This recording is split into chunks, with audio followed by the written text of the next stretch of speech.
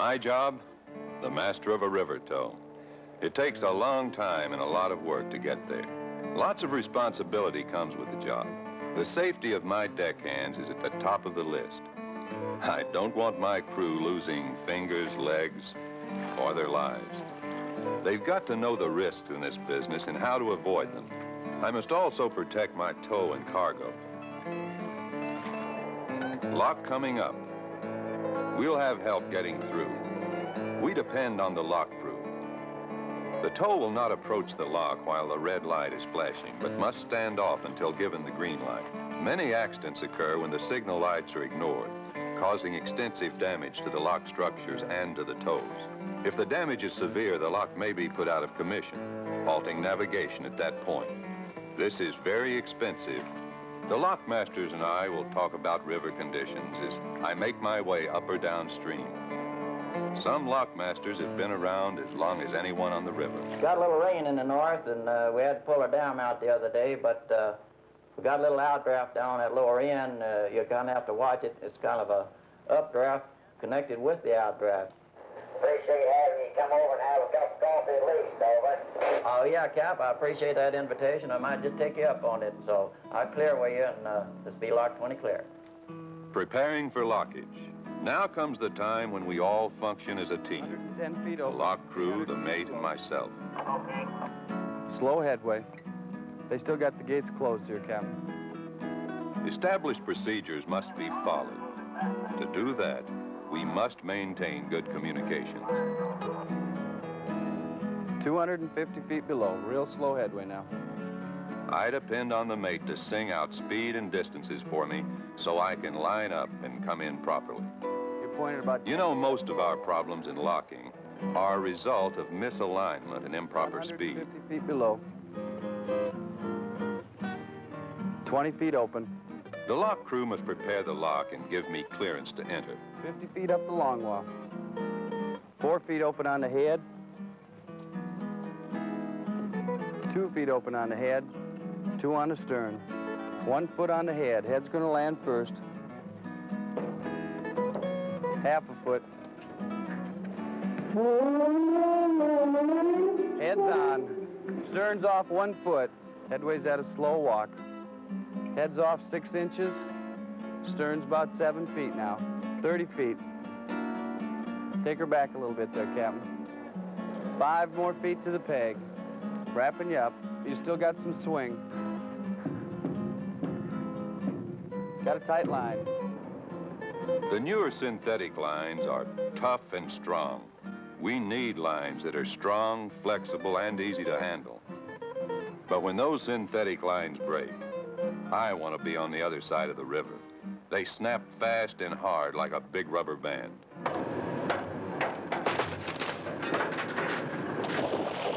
Well, the accident happened about 3 o'clock in the afternoon. The weather condition was fair, and it was a routine double locking. And as we pulled the first section or cut out, as the 9 barges cleared the lower gate, I heard an explosion.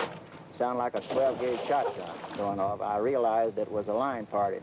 Kenny, what happened? I had put a line on the peg for the man to stop the first cut, and then I backed out of the line of sight, which we normally do, and stay clear of the line in case it did part. And the next thing I knew, I heard an explosion, as you spoke of, and I knew that a line had parted. So my next move was to see what I could do to give him another line and get the barge stopped. Well, as I looked over, well, he was laying on the deck, and I knew that he'd been injured. Well, then we called the doctor, and he immediately went down on the tow and examined the deckhand, who was lying there in a pool of blood with his shoes off. The blow had struck him on the head and knocked him completely out of his shoes. He was lying there with the head in a pool of blood, and the doctor says he's dead.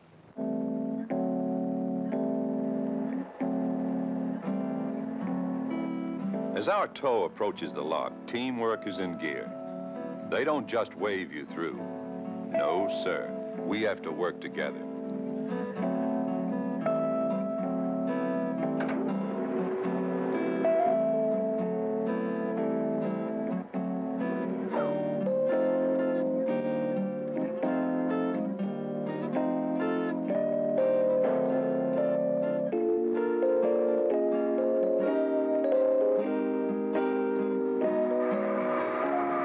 the miter gates are open and completely recessed, that's when I get the green light to come on in, and not before. Lock personnel are careful to watch the lights and mechanical indicators to make the necessary adjustments. Here again, safety is the name of the game.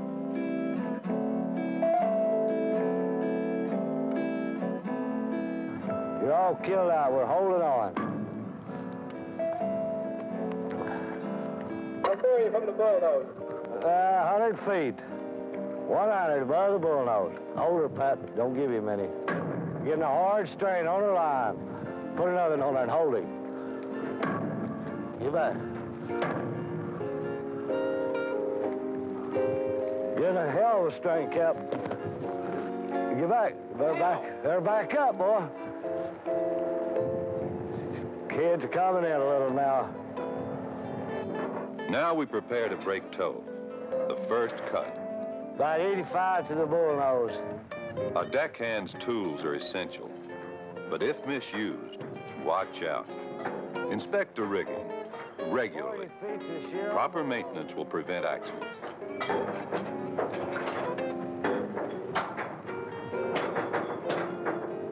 2 feet off on the head. Watch the bump on the other side. Watch the bumper over there. Going by the shear on the bullnose now. 2 feet off on the head. You're all inside.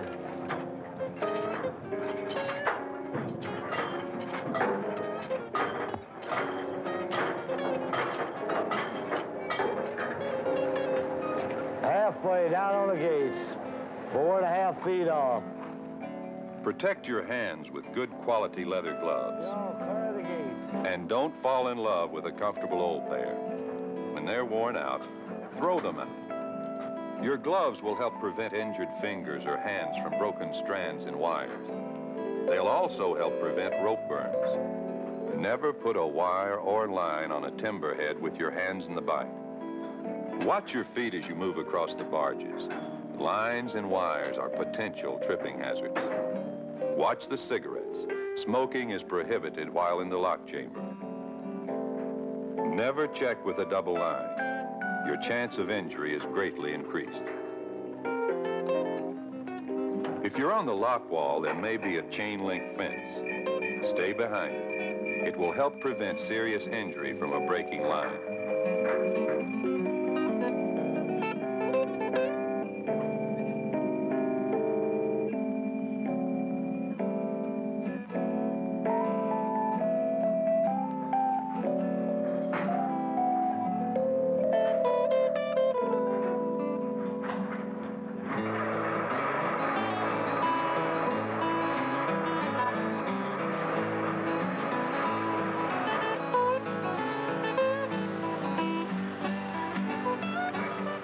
When the first cut is pulled from the chamber with the haulage cable, keep your hand out of the bight of the line. Don't look over the side if the cable is caught. And remember, the cable could part when pulled taut.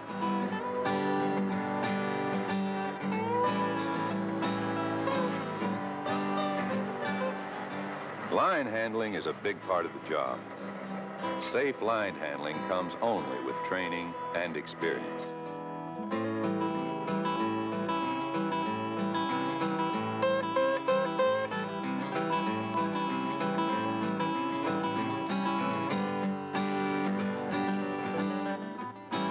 Avoid stepping on lines.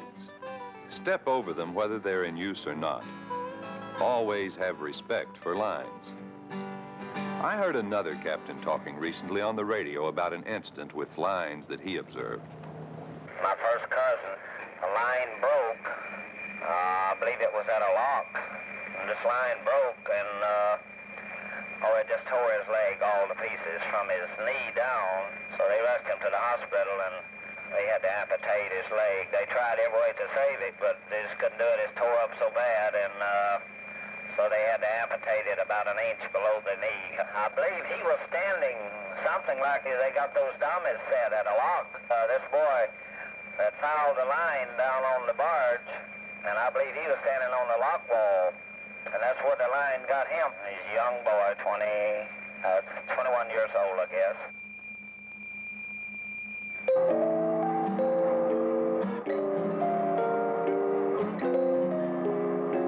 We'll be easing out of the chamber now.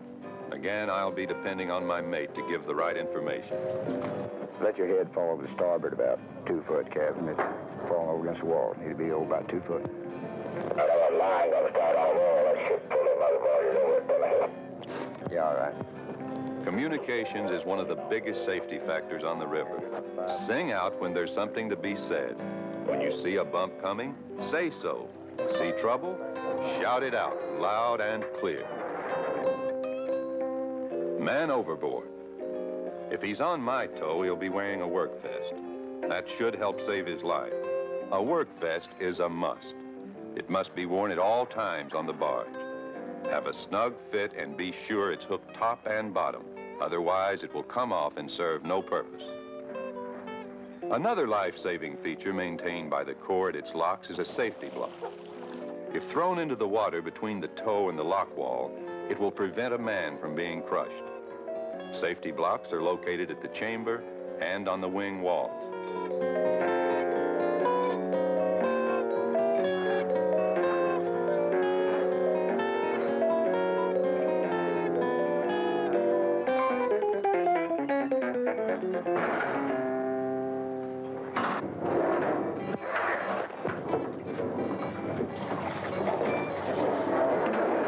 Still about a 3 foot notch over here. She's falling over now.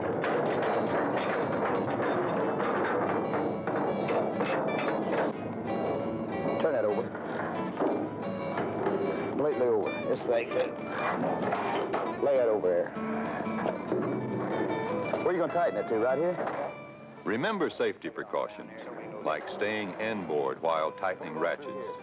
You won't find yourself in the river if the cheater slips. Protect your backs by getting help to move the big loads. Use your leg muscles to lift the ratchet and other heavy rigging. Start tightening this up. Make sure your cheater bar is the right size. Don't leave it on the ratchet or use it instead of a sledge. Protect your feet with safety shoes. I hate to think how many men have smashed their toes while wearing soft shoes.